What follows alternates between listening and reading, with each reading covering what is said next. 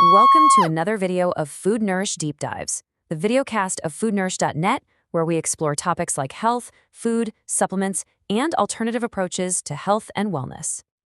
Okay, let's just jump right in. We've all been told our whole lives to eat our broccoli, right? It's like the poster child for healthy food. You see it in every shopping cart, steamed on every dinner plate. We know it's good for us. That's a given.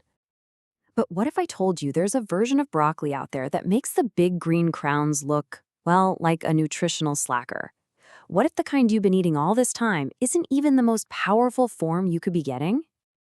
Yeah, you're seeing that right 100 times. And no, that's not a typo. Some incredible research from Johns Hopkins University found that these tiny 3-day-old broccoli sprouts can have up to 100 times more of a crucial cancer-fighting compound than the full-grown broccoli we're used to. So how on earth is that even possible? Well, the huge difference between the little sprout and the big crown, it all comes down to this really cool chemical reaction that happens right inside the plant itself. The hero of our story today is a molecule called sulforaphane. This is the stuff that gets researchers so excited. It's a phytochemical, and what it does is it basically flips a switch in your body, turning on over 200 protective genes that help get rid of harmful stuff. It's a real powerhouse. Now here's the fascinating part. Broccoli doesn't actually contain sulforaphane, not directly. Instead, it has two separate ingredients that are just waiting to combine. Think of it like a two-part epoxy. You've got the inactive precursor, which is called glucoraphanin, and then you have the enzyme that acts like a key, and that's called myrosinase. When you chop or chew broccoli, you're breaking down the plant's cell walls. That's what lets the key meet the precursor, and poof, you've unlocked the active protective sulforaphane. And this right here is the critical part. That enzyme key, myrosinase, it's super sensitive to heat. So when you cook your broccoli, you basically destroy the key. The precursor is still there, sure, but without the enzyme to unlock it, you get almost no sulforaphane. This is a huge issue for cooked broccoli, but it's exactly where raw sprouts have a massive, massive advantage. So now that we've got the science down, let's put the tiny sprout and the mature crown head to head. Let's see who really comes out on top in a direct showdown. So this table kind of lays it all out. As we've seen, sprouts have anywhere from 10 to 100 times more sulforaphane potential. They're best eaten raw, which keeps that all-important enzyme safe. And, as you'll see in a minute, they're shockingly cheap. But hold on, there's one more really critical difference we need to talk about. You see, not all the compounds in broccoli are, straightforwardly good. Mature broccoli is pretty high in something called indole glucosinolates. Now, these can have some complicated kind of mixed effects on the body, sometimes even pushing pathways we don't really want.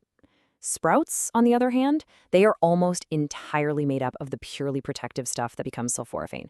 You get all the good with almost none of the baggage. So what does this actually mean for you on your plate? To get a daily dose of sulforaphane that researchers consider truly effective for health benefits, you'd need to eat about 1 cup of fresh broccoli sprouts. Totally doable, right? Now, to get that same dose from mature broccoli, you'd have to eat anywhere from 2 to a mind-boggling 20 pounds every single day. I mean, come on, that's just not going to happen. This incredible difference in concentration is exactly why scientists almost always use sprouts in their research.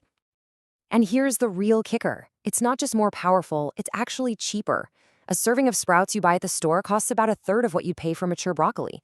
But if you grow them at home, which is ridiculously easy by the way, the cost just plummets to about 2 cents a serving. It's a no-brainer. Making smart, efficient choices like this is really what optimizing your health is all about. And speaking of smart choices, if you're looking for great deals on wellness products and supplements from major brands like Perpetual Life, iHerb, Source Naturals, Nootropics Depot, and Bioptimizers, you can find them all on our deals page. Just head over to foodnourish.net/deals to check out the latest offers. The link is right there for you in the description. All right, so we know why sprouts are so powerful. Now let's talk about how to make them, and even mature broccoli, even more potent with a few simple science-backed tricks. Here are 3 easy hacks for you. First, the freezing trick. Believe it or not, freezing your sprouts can actually double their sulforaphane output.